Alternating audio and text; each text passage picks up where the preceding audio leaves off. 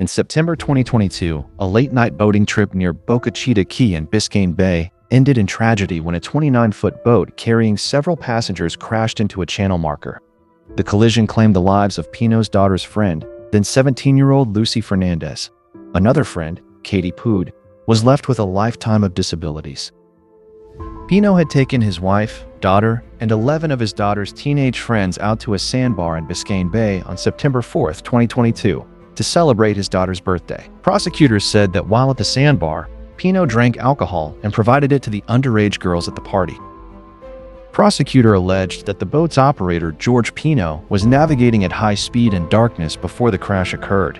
Prosecutors contend that his actions demonstrated reckless operation of the vessel, while the defense disputes key aspects of the allegations and the circumstances leading up to the collision. The case has drawn significant public attention due to the devastating loss of life, questions surrounding boating safety, and the legal battle over responsibility for the fatal crash. George Pino faces up to 30 years in prison if convicted. Do you swear affirm testimony about the truth, the truth, and the whole truth, and nothing but the truth? I do. Thank you, sir. Thank you. Good afternoon, Judge.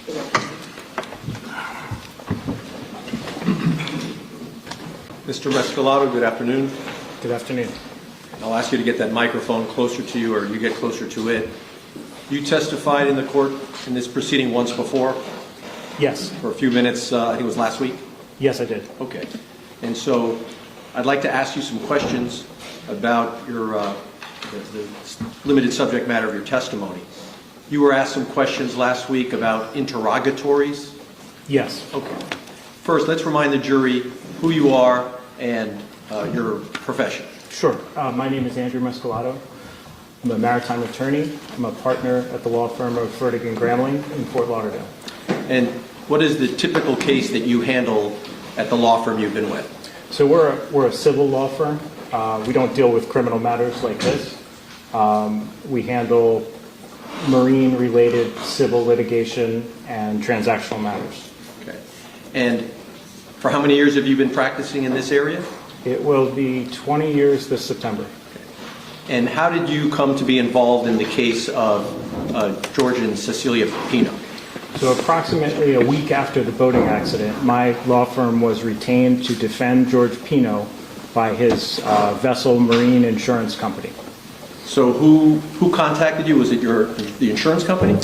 Yes, as is typical, we would get a phone call or an email from the handling adjuster at the insurance company, and he would assign our firm to be counsel for Mr. and Mrs. Pino.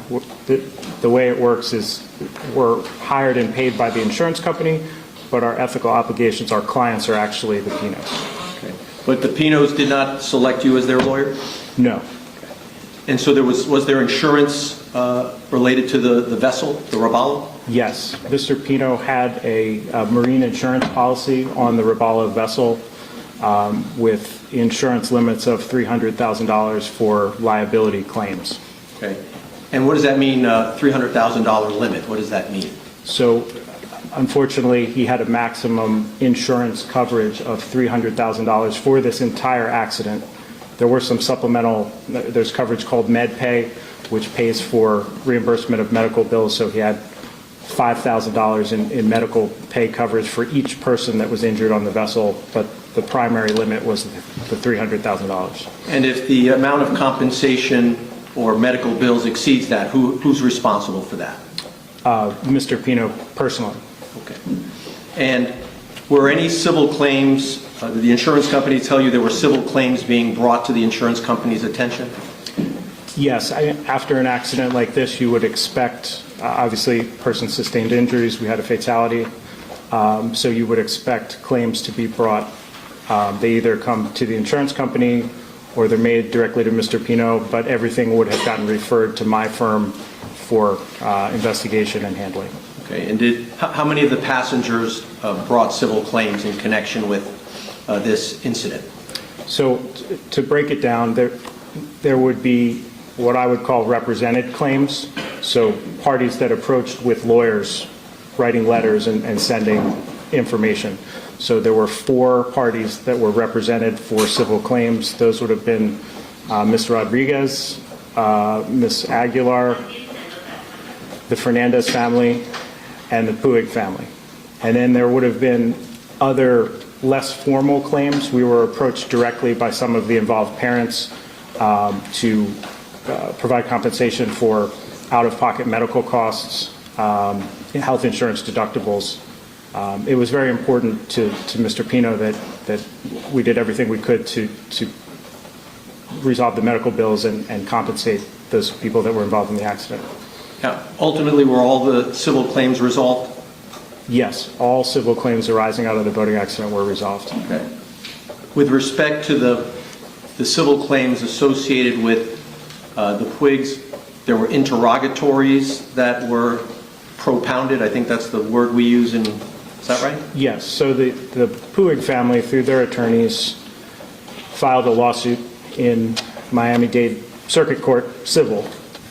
They filed legal claims against Mr. and Mrs. Pino, the Ocean Reef Fire Rescue Department, 2 of the paramedics, and the Sky Helicopter Company that was involved in evacuating Ms. Puig from the accident scene. So when a civil case begins in that manner, I talked about this last time, but each party, any party in the case, has the opportunity to do certain kinds of civil discovery. So the interrogatories you're asking about are written questions that are written by, for instance, the lawyers for the Puig family and sent to my firm, directed to the Pinos. The Puigs also sent interrogatories to Ocean Reef and to the paramedics and to the Sky Helicopter Company.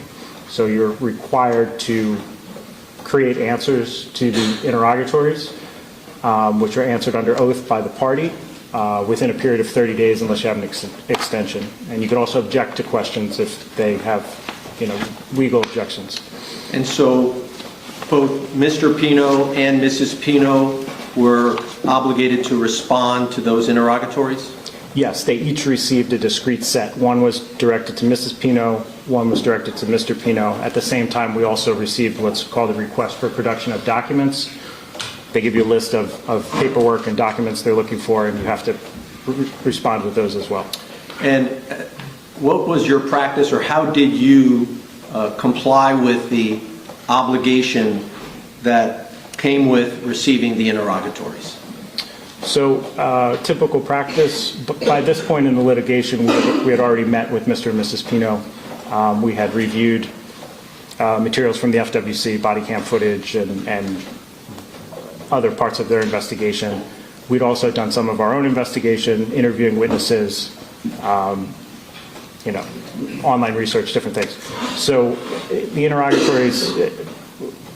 Well, let's do it one at a time. Yeah, okay. So that's generally how you would do it?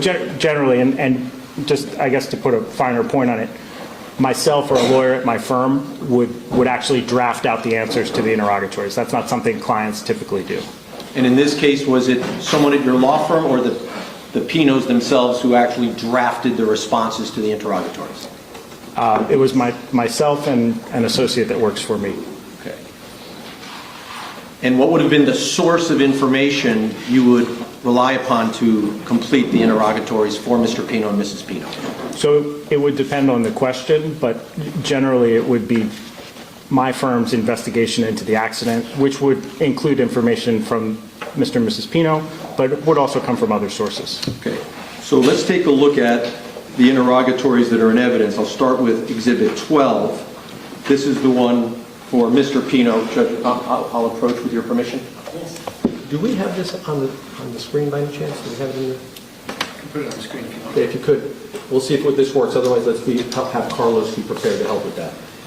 Question number 5 says, describe in detail how the incident described in the complaint happened, including all actions taken by you to prevent the incident. Fair reading? Yes. Okay. And why don't you read the response that was typed in there? It says, pursuant to Florida Rule of Civil Procedure 1.340C, Mr. Pino refers to his statements on the body cam to FWC investigator Thompson.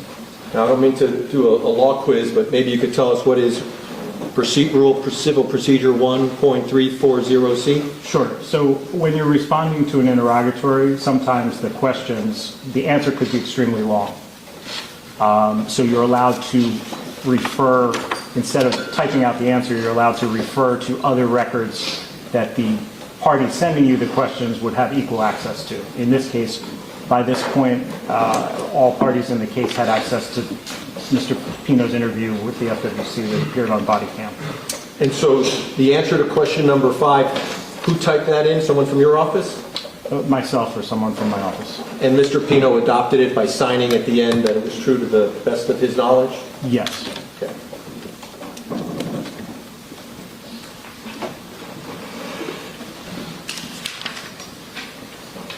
Let's take a look at State's Exhibit number 13. This would be Mrs. Pino's response to the interrogatories. Is question number 5 for Mrs. Pino identical to the question number 5 for Mr. Pino? Yes. And so we heard the response that was typed in for Mr. Pino. What was the response typed in for Mrs. Pino? Sure. While returning to Ocean Reef, a vessel passed heading in the opposite direction. The vessel caused a wake, and then the accident occurred. And from where did you obtain that information? This information was obtained from Mr. Pino, Okay. as well as from him directly and from his statements to the FWC. Okay. And so if they were obtained from Mr. Pino, why would they then be in the answers to Mrs. Pino's interrogatory? So Mrs. Pino is obligated to answer these questions in a manner that's consistent with the position she's taking in the civil case. So it's common to adopt information from other witnesses that you know to be truthful. Okay. So is it appropriate for Mrs. Pino's answers to the interrogatories to rely upon the recollection of her husband from the incident? Objection leading, Your Honor. Okay. I'll try this way. If Mrs. Pino hadn't actually observed the accident, how would she properly answer that question? It would be prepared for her with information that existed from other sources. Okay. And so did you approve her answering question number 5 by relying upon the information from the investigation and what her husband had reported? Yes, otherwise it wouldn't have been in the interrogatory. Okay. Let's take a look at question number 6, back to Mr. Pino. If you could read that to the jury and then stop a second. Sure. Number 6 is describe in detail each act or omission on the part of any party to the lawsuit that you contend constituted negligence that was contributing legal cause of the incident in question. And what was Mr. Pino's response in his interrogatory? The wake of the unidentified vessel headed northbound was a contributing legal cause of the incident in question. Okay. And from where did you obtain that information? This information was obtained either directly from Mr. Pino or through review of his statements made to the FWC. And did you understand that that recollection reported in there was the recollection Mr. Pino had reported immediately after the accident? Yes, absolutely. And you saw it with your own eyes from the evidence? Yeah, I certainly watched all the body cam interview. Now let's compare that to Mrs. Pino's answer to number 6. If you could read number 6, or is it exactly the same? So the question and answer are exactly the same. This is in part a legal question about the Pino's position in the lawsuit. It's not a purely factual question.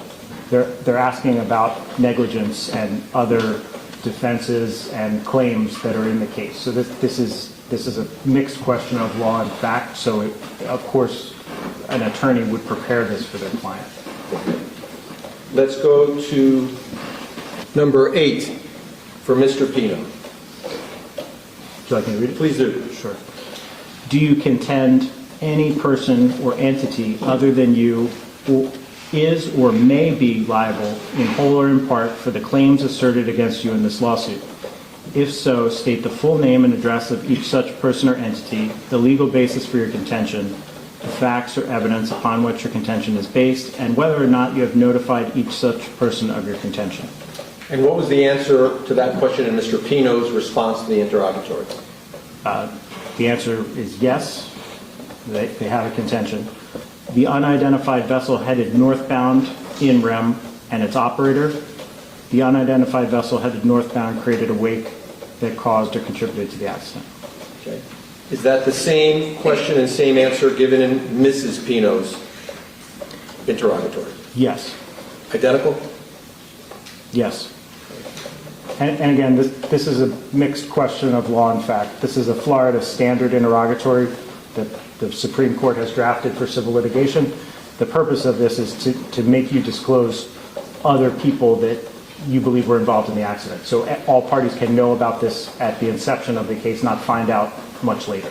So explain that in terms of giving notice to the opposing party in a litigation. What do you mean by that? So there's a complaint which the plaintiff files that's answered by the defendant, but it's very basic information. So the purpose of initial paper discovery like this is to kind of flesh out what claims for the plaintiff or defenses that a defendant may bring in a case. So, for instance, the Puig's attorneys can fashion their discovery plan, what witnesses they want to depose, and that sort of thing. So these are required to be answered such that, as a defendant, the Pinos would be giving fair notice to the plaintiffs of their position with regard to the cause of the accident or contributing cause. And if Mr. Pino's recollection at that time was that there was another boat that may have contributed to him losing control of the vessel, if that's his recollection, was he obligated to notify or to respond to that in the questions propounded in the interrogatories? Oh, absolutely. That's the purpose of these questions. Okay. See if there's any others.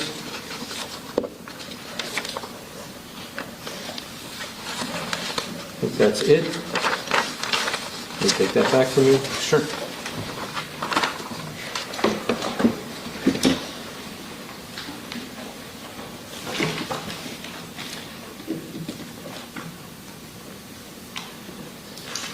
At the end of the interrogatories, it is signed by each of the parties, Mr. Pino and Mrs. Pino, respectively. Correct.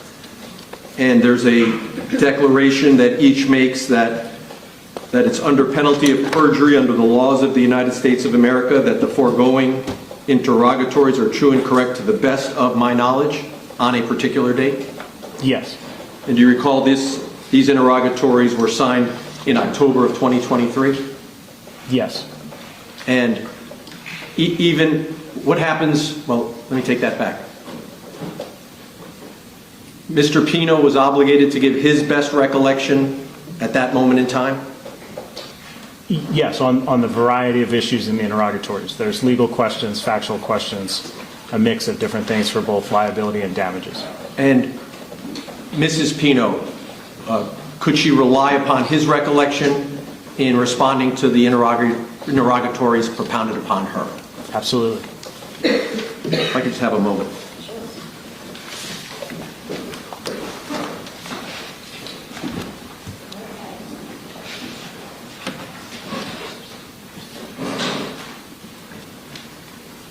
Judge, those are all the questions I have at this time. Thank you.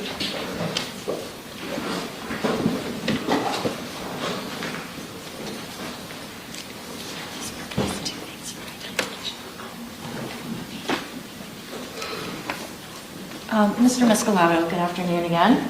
Good afternoon. You indicated that the answers that you just read now for us are a question of mixed law and fact, right? Some of them.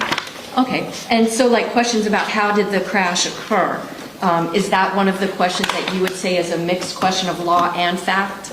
I'd have to look at which question you're talking Sure. about. I don't have them committed to memory.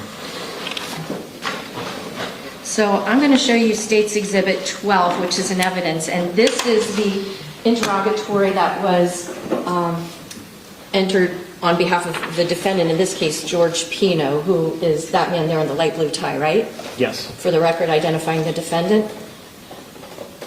there was a question that was asked, number 5, describe in detail how the incident described in the complaint, meaning of course the crash, happened, including all actions taken by you to prevent the incident. And what he says to answer that question, basically, not to put it in legalese, but like maybe everyday language, is what I said to Lieutenant Thompson, yeah, that's how the incident happened. Is that fair, accurate? Yeah, that's what it says. Okay. And is that what you would consider a mixed question of law and fact, or is that just a question of fact? How did this happen? No, that would be a question of fact. Okay. And then number 6, describe in detail each act or omission on the part of any party to this lawsuit that you contend constituted negligence that was a contributing legal cause of the incident in question. The wake of the unidentified vessel heading northbound was a contributing legal cause of the incident in question. That's asking for facts too, right? That's a mixed question of law and fact. Okay. It's asking for contentions concerning negligence and various other points there. So the answer is saying, I'm not necessarily the one at fault. This other vessel was the one at fault. No, that's not what it's saying. It's saying that constituted negligence, right? So the other vessel was the negligent vessel? No, it's saying negligence is, it's different than criminal law. Many people describe it like a pie. 100% of the fault for an accident gets divided between the participants. That interrogatory is simply saying that the unidentified vessel bears some, we contended that the unidentified vessel bears some percentage of the fault for the accident. Right, but if there was no other vessel, then this would be an inaccurate statement, correct? I don't believe it would be inaccurate. If there was no other vessel that contributed to the cause of this crash, then saying the wake of the unidentified vessel heading northbound was a contributing legal cause, that would be an inaccurate statement, correct? That's Mr. Pino's recollection. Well, that's what he told you was his recollection. Correct.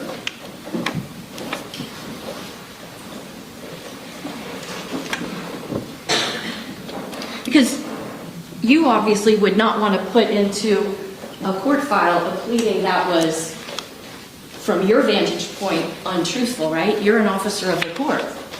Correct. And so you have obligations when you file a document that what you're filing in good faith you believe to be accurate. Yes. And you thought in good faith that you could trust that what your client was telling you was truthful, right? Yes. Now, if an interrogatory is posed to a party to a lawsuit, hey, how did X happen? If that party does not know how something happened, that party can answer, I don't know the answer to that question, can't they? They could.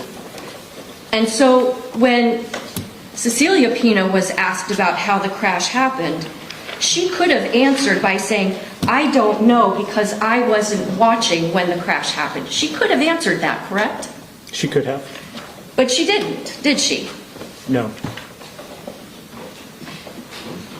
Now, you indicated that Mr. Pino wanted to do everything he could to resolve the claims, right?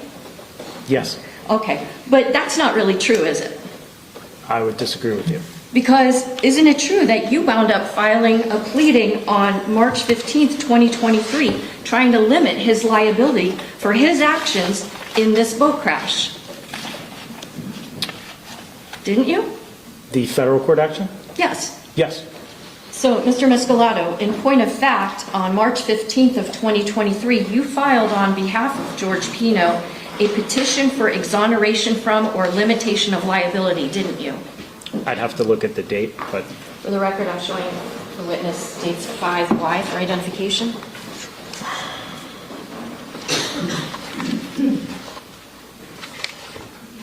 yes, this is a petition for exoneration from or limitation of liability. And who is the petitioner seeking exoneration from liability? Well, it's exoneration or limitation. We wouldn't be seeking exoneration in this case, but to answer your question, it's Mr. Pino. Right. It's not the insurance company, is it? The petitioner is George I. Pino, hereinafter referred to as the petitioner, correct? Correct. In our in Florida, insurance companies are not parties in cases like this. And so within that document, the defendant was seeking to limit what kind of liability he might have for his responsibility in this crash, correct? Yes. And in that petition, he gave a series of facts about what happened in the crash, didn't he? The petition is not signed under oath, if that's what you're getting at.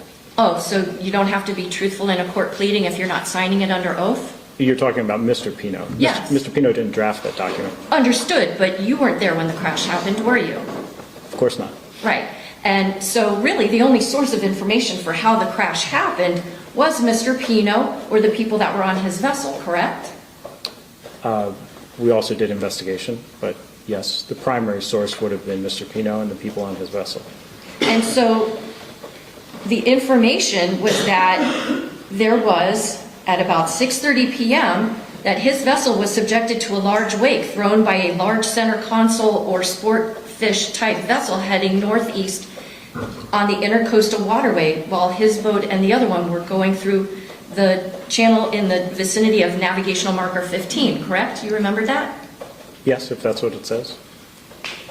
And that in that area, it amplified the size of the wake of this other vessel, correct? That was the information that you were given to put into this pleading.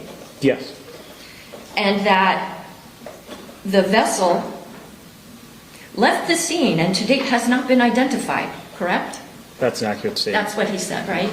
It's an accurate statement. We did not identify the vessel.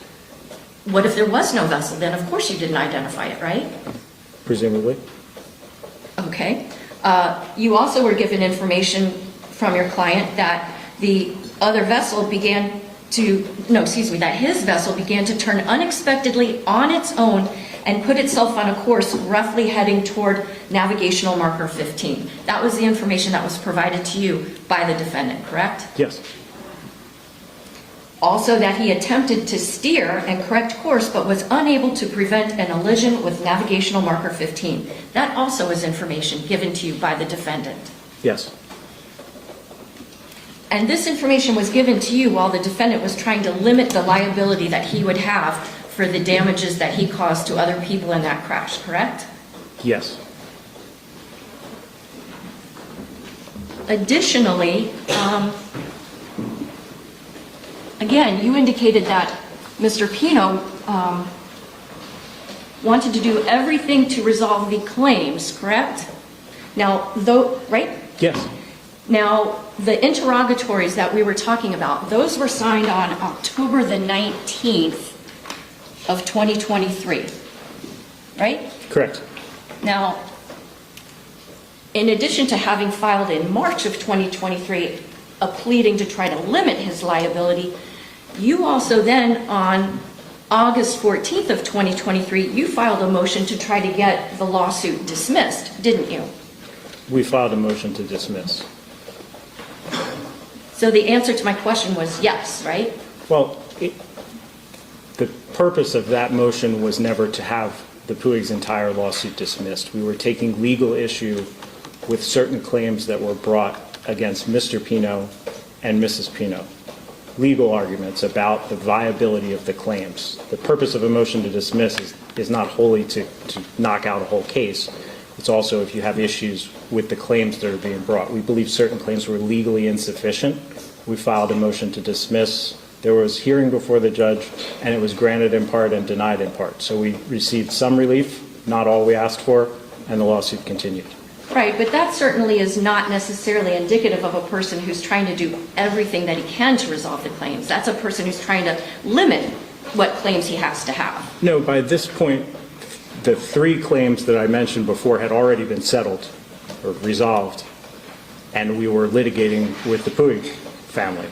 In that situation, they brought a claim that could not be resolved at that time, and so we were required to do certain things to defend Mr. and Mrs. Pino's rights while working to try to resolve the Puig claim, which is what ultimately happened. Right, but it certainly hadn't happened. There was not an agreement by the defendant in this case to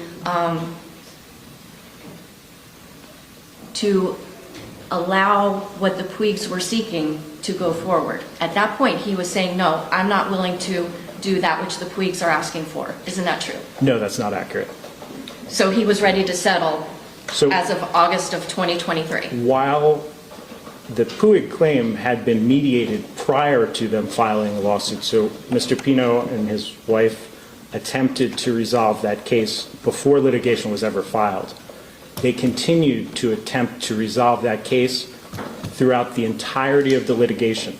And it was only when we got to a certain point that a resolution was reached. So you simply have to do certain things to answer pleadings, respond to complaints, respond to discovery. All the while, efforts were underway behind the scenes to try to resolve these claims. Right, so mediation was attempted first, that was unsuccessful, and there being, your client being, or your then client being willing to do everything he could to resolve the claims.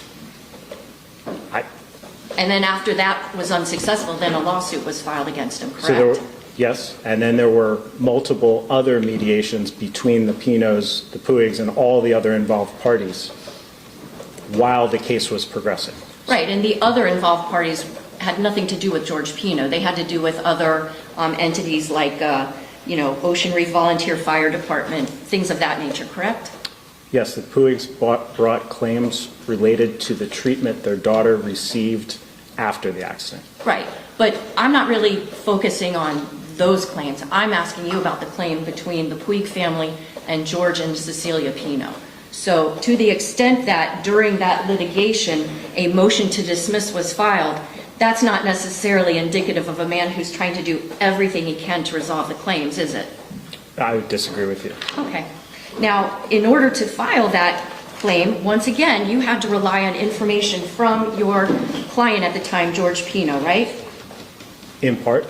And so, because his wife Cecilia has said that she didn't see the crash, really the only source of information that you had about how the crash happened was pretty much from your client, right? Not exclusively. We had interviewed other persons aboard the vessel. I had spoken with the FWC investigators. I had reviewed what reports were available from the FWC.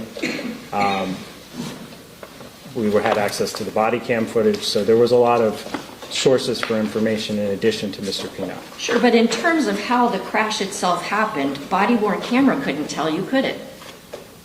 Well, the investigators certainly had their theories about how the crash happened, which were relayed to me. But again, body-worn camera footage doesn't tell you how the crash happened because the body-worn camera wasn't turned on until after the crash had happened. Well, body-worn camera footage captured interviews with Mr. Pino and many other people that were involved in the accident, so it did provide information.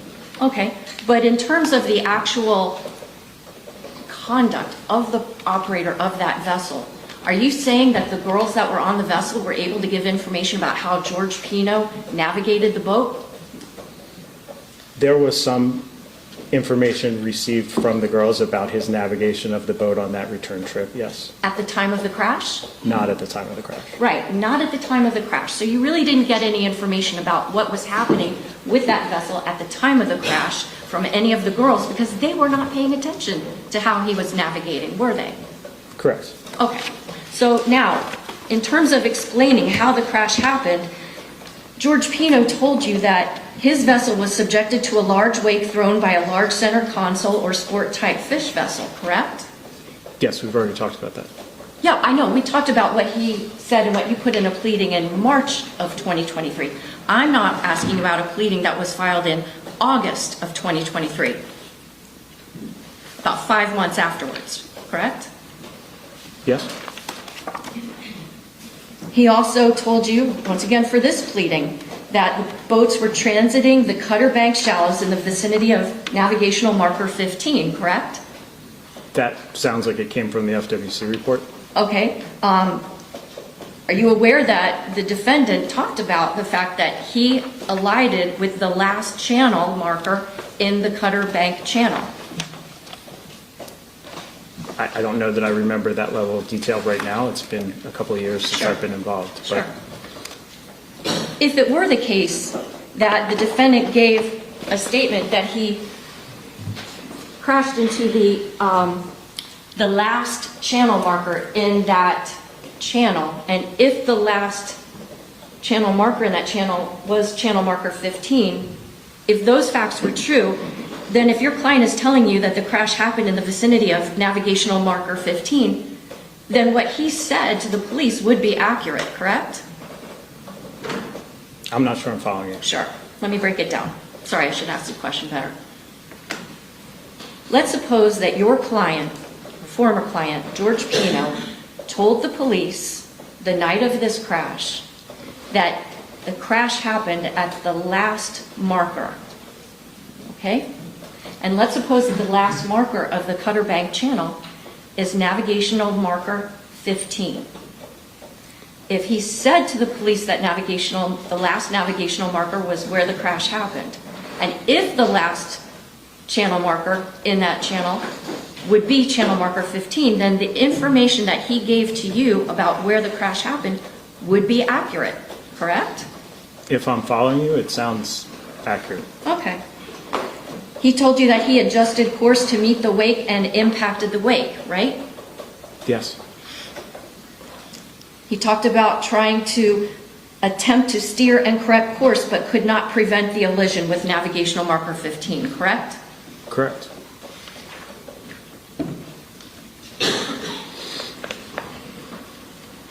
Now, probably a lot of people have heard of the so-called attorney-client privilege, right?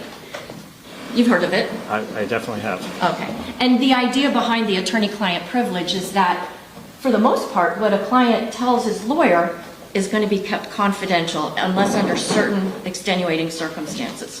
Fair to say? Yes. And one of those exceptions that can lead to the attorney-client privilege not being applicable is if the client waives that right, meaning gives you authorization to divulge this information to others, correct?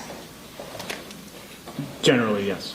And so in order to file those pleadings, the motion for limitation of liability, the motion to dismiss, as well as the information in the interrogatories, George Pino had to have given you authorization to release that information, correct?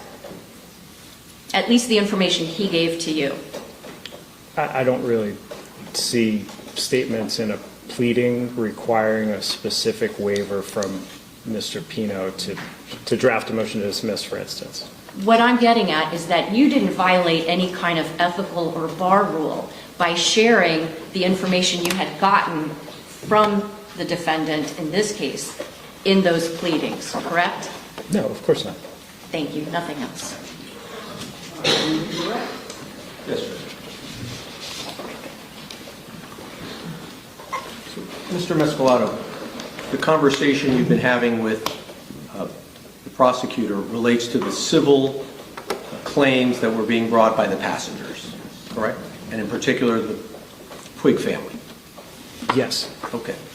And so with regard to the Puig family, that was the one claim that was litigated, correct? Yes. The other claims were all settled prior to a lawsuit being filed. So no lawsuit filed in the other three claims. Those were settled pretty quickly after the accident, right? Within a period of months, yes. Okay. The Puig family, you tried to mediate, or you told us that there was mediation efforts, right? Correct. Now, the insurance was only $300,000 for this accident, right? Yes. And the claims being asserted by the Puigs and others well exceeded $300,000. Many millions of dollars were claimed. Okay. And by the time, well, there were three other families, the Fernandez families and two others, that was resolved. That would have, without getting into the exact numbers, money was paid over to those families that was no longer available to the Puig family, correct? Correct. Mr. Pino paid out of his savings to resolve those claims. The Puig family had claims that they were filing not only against Mr. Pino, but also Mrs. Pino. Correct.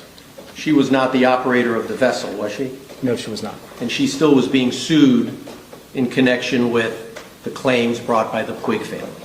Yes, they had a different theory of liability against Mrs. Pino. Okay. And you were representing both Mr. Pino and Mrs. Pino? Yes. Okay. And the theory of liability against Mrs. Pino, who was not the operator of the vessel, and was she the owner of the vessel? She was not. Okay. Were you, as part of this course of civil litigation, bringing to the court's attention whatever, I say, motions or legal issues with regard to a theory of trying to impose liability on Mrs. Pino? Objection, this is beyond the scope of cross. I'll allow it, but Will the court allow a recross then? question or two, that's it. I couldn't hear you, Jeff. Question or two, that's it. Okay. Well, I'm sorry, could you repeat? yeah, the prosecutor asked you about a petition for exoneration and limitation of liability. Right? Correct. And explain to the jury what that is. So, as a vessel owner involved in a casualty of any type, really, this type of accident, a fire, anything that can happen on a boat, they have a right under federal maritime law to file this petition for exoneration from or limitation of liability.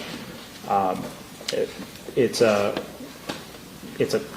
type of lawsuit that's used in a situation where you're expecting multiple claims because it requires the claims to come into a federal court proceeding rather than having to defend multiple different lawsuits in state court.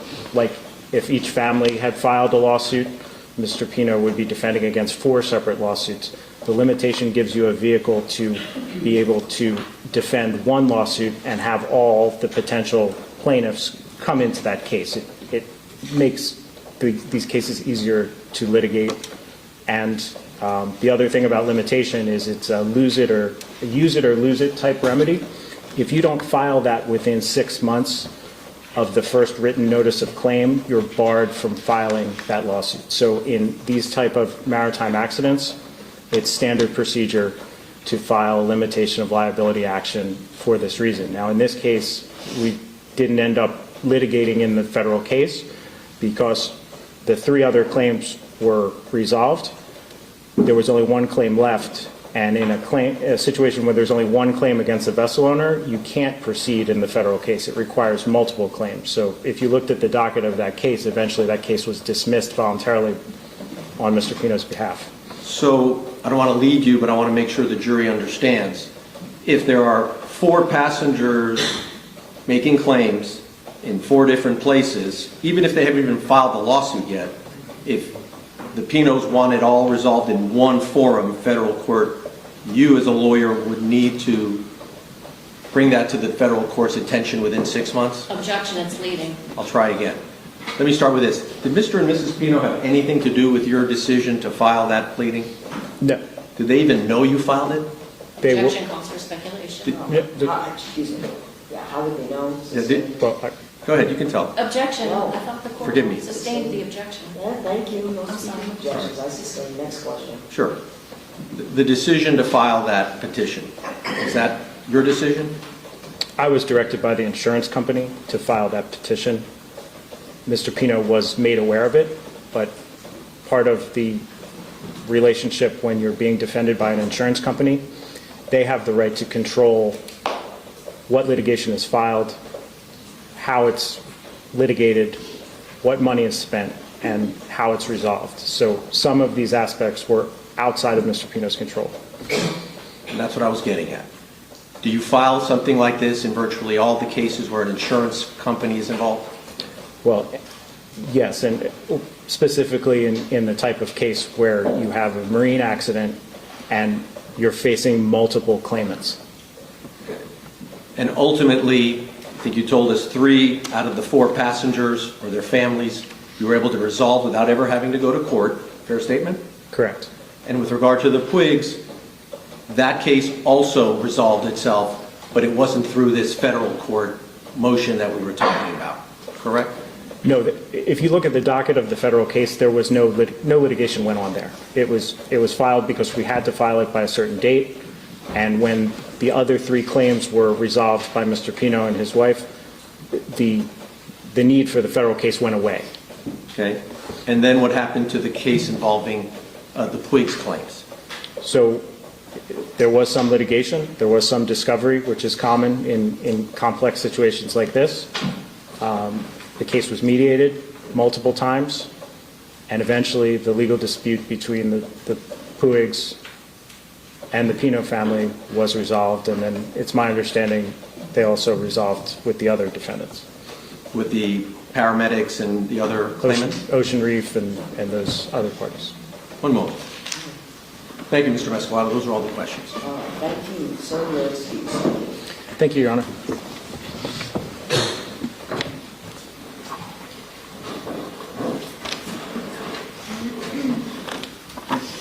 As the trial progresses, jurors hear testimony from witnesses, investigators, and experts as they work to determine what happened on the water that night and whether George Pino bears criminal responsibility under the law.